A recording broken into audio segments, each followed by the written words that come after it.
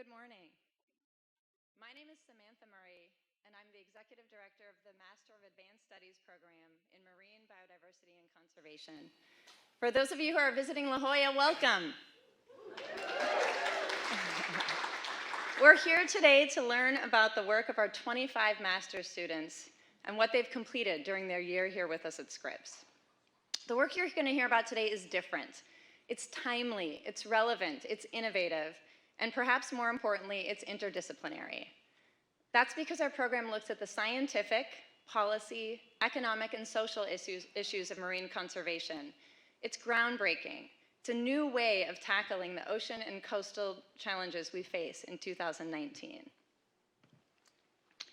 Our program is small, and it's intentionally so that we're nimble and adaptive, giving students the latitude to dive in and pursue quite literally any issue that they like, any project they want, as long as it will add value to the marine conservation landscape.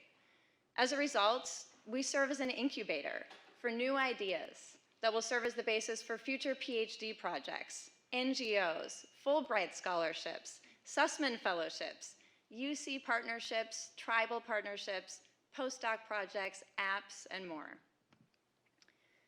Oops. Can't miss that one. So if you want to know what makes this particular cohort tick, I think it's in this little box. It may not look like much, but it holds a surfboard for each student, and really nobody else on campus, if we're being honest.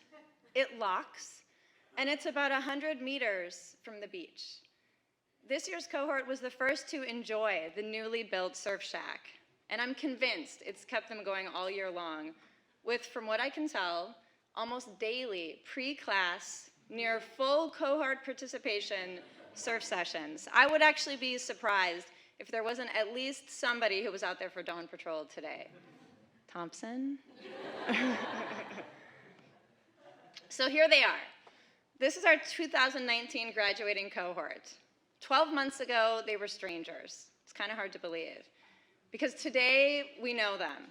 And more importantly, they know each other because of this fast, slow, fast, time-space vacuum that is the MAS MBC program. I think it's true what they say, that every MBC cohort has its own unique personality. And the first adjective that comes to mind for this one for me is positive. I will admit, a couple weeks into the summer course, that might not have been the first adjective I would have chosen. After looking at the summer feedback surveys, we do these weekly surveys getting input from students on what they like and don't, and dang, they were harsh. But today, I can't imagine a single person from the cohort saying anything that isn't absolutely constructive about another student. And that's rare, especially in grad school. Another word that comes to mind is flexible. So the first time we tried to go out on the research vessel Sproul, the winch broke. The winch is this important piece of equipment that pulls in the trawl net when we're doing our biodiversity sampling and bringing in life from the water. It's important. And we had met at 6 a.m. on a Saturday, spent a half day out at sea before we realized we had to scrap the day. But our consolation prize was the Flip. Some of you visiting from out of town may not have heard of the Flip, but it's a research platform that was built in the 50s, just a wonderful example of innovation. It drags out to sea, and then while it's at sea, it flips 90 degrees so that it's vertical. And we got to take a tour of the Flip, even though we didn't get to finish our Sproul trip. And it turns out that a rotating kitchen and a 90-degree double toilet goes a long way with this crew.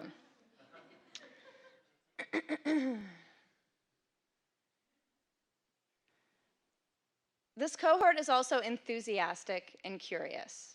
Whether it's a field trip to Torrey Pines to learn about climate and geology, or dissecting a barnacle penis, or looking at the impacts of climate change on coral growth, or drinking wine to compare wet years with dry years.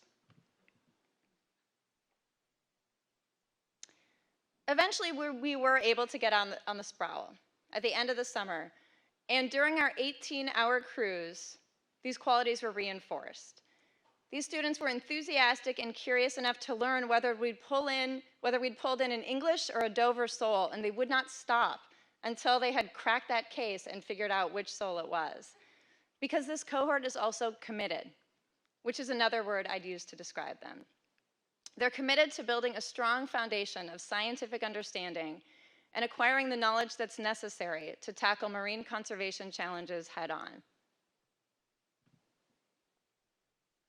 And it was during our week at Catalina Island where students got firsthand experience in field work, doing snorkel surveys, laying transect tape on the bottom of the ocean, even when conditions were surgy or cold. And for me, this cemented my perception that they are indeed committed. Because they came to Catalina, even when they ruptured their eardrums. And our students stayed in the water and did the snorkel surveys and laid that transect tape, even if they were sick and felt nauseous, as long as we hand-delivered Pepto-Bismol to them in the water. And it was here at Catalina that we also came up with a new adjective to describe them, which is musical. See, here at Scripps, we have a whole admissions process, as you might imagine. We have an admissions committee, and we work hard to select for some of the qualities I've already mentioned: curiosity, demonstrated commitment to ocean conservation, flexibility, positivity, and experience. We thought we'd done a pretty good job selecting for those qualities, but we didn't realize we had inadvertently selected for musicianship. See, in addition to surfing, which I expect there to be a correlation between a group like this and surfing, but I'd say there's also about a 90% participation rate in a cappella singing in this cohort. In this case, the acapellicans. This not-so-secretive singing group made their debut on Catalina Island over the course of about 2 hours in true pitch-perfect boy versus girl fashion. The commitment by this cohort transcends to their appetite for understanding the legal and policy side of ocean and coastal management as well. 15 of us went to the state capitol in Sacramento this spring to educate legislators on California state bills related to plastic, coastal access, climate change resilience, and more. We met hundreds of thought leaders and influencers there, from senators and assembly members to agency staff to the lieutenant governor and other members of Governor Newsom's administration. In fact, we emphasized networking and new connections throughout the program. And throughout the many outside events, and there are many outside events, and public meetings where students gave public comment, and assorted places we sent them or they went out representing the program at Scripps, we always, always, always were proud.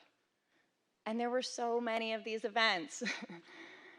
In fact, one of our students even went to Poland to the Conference on Parties to negotiate climate change. But it wasn't all science and field trips. Collaboration, understanding of diverse perspectives, and growing the skills necessary to chart a path forward to compromise is also a big part of our program. And our students rose to that occasion too, whether it was a negotiation and facilitation workshop, a mock hearing, or improv. Yes, I said improv. Did I mention flexibility? Being open-minded, taking leaps, and saying yes to everything is what makes our students grow in a relatively short 12-month time frame. We trust them and they trust us, and that translates to support, both for one another and for the program. I know, I love the robot with James and Chunkim on the side. These students are supportive of one another with nearly endless potlucks and standing discussion sessions and get-togethers where everyone is welcome. Because this cohort is also inclusive. They have a massive 25-person group chat where everyone is invited to every single thing. And they're supportive of us as a program. They let us film them, make videos of them, take photos of them, while we were making our new website and launching our social media presence. Indeed, our MAS MBC promo video is a timestamp of their time with us, and so is our website. But let's be honest, it's really about this. And that's why we're here today. Yes, our program is about learning the science, understanding the laws, and working with the full suite of stakeholders to find solutions in our coast and ocean. But at the end of the day, if you don't have this, it doesn't matter. I'm seeing some blank stares. What is this? What is this magic ingredient? So this is a bit of a pop culture moment, perhaps. There is a series on HBO called Chernobyl, and I've been watching it while working with students on their practice presentations. And the parallels were so clear to me. This is a screenshot of a Russian scientist explaining how a nuclear reactor works in a courtroom with nothing more than a series of red and blue plates. Don't worry about what they say. I don't know what they say. But our program is about speaking with authority and credibility in a professional setting and about explaining complicated issues in an understandable way. It's not about watering it down. It's not about muddying accuracy, but it's about captivating an audience's attention and engaging them. And that makes the concepts and the findings accessible, even if your audience isn't made of scientists. And that means it's accessible to policymakers and managers and lay audiences. This communication training is probably the single thing that is most unique about our program, and it's something we weave in throughout the course of the year. Because it isn't just about sea level rise, fisheries, dying corals, elusive sea dragons, sharks, or seagrass. Not in the typical way that you think about these issues anyway. The thing that unites them today is that they each represent cutting-edge solutions to some of our ocean and coast most urgent challenges, and that our students are able to talk about them in a way that is accessible to anybody, while still remaining true to accuracy. It's probably what I'm most proud of this cohort for achieving. So here they are. Get a good look at them. These are the trailblazers and the communicators who are going to move the dial on science and policy. It's the next generation of ocean leaders. They're going to be leaders in federal agencies, as entrepreneurs, in NGOs, science communicators, in academia, in US Congress, in the US executive branch, at foundations, and in other countries abroad. And I can't wait to see what they do next with this in-depth knowledge and the new skills that they've acquired, and with the big ideas that they've incubated in our small, fast, 12-month program, as they lead in a way that is positive, flexible, curious, committed, collaborative, supportive, and inclusive. Because just as they have supported each other, I know they will support the partners they work with in the future. And that is how we begin to change the conversation about marine conservation.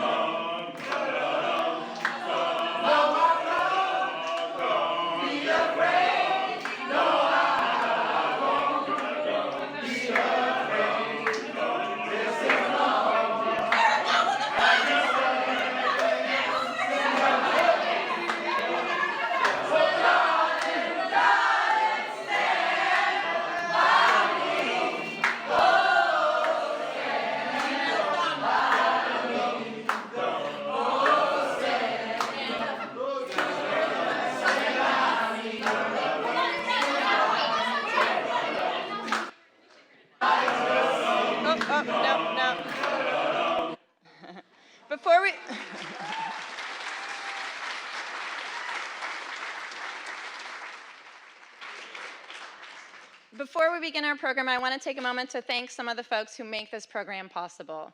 The PhD students who mentor our students, individuals from external organizations who work with and guide our students, Penny Dockery, who makes the summer program possible, the SIO department, especially Olivia Padilla, Gilbert Bertato, Denise Darling, Maureen McGreevy, Shelley Wieslow, Kathy Constable, and Peter Franks. Our faculty, Mark Jacobson, Stuart Sandin, Greg Rouse, Sarah Mesnick, and our affiliates like Sarah McDonald, and all the affiliates who spend time with and mentor our students. Jen Smith and Dick Norris as faculty co-chairs, Steve Bennett, our tireless communication consultant, Risa Farrell. for being our absolute rock in supporting and advising our students and never ever letting anything fall through the cracks. And of course, the students themselves for choosing our program, sticking with it, having great ideas, and sharing them with us today. Thank you.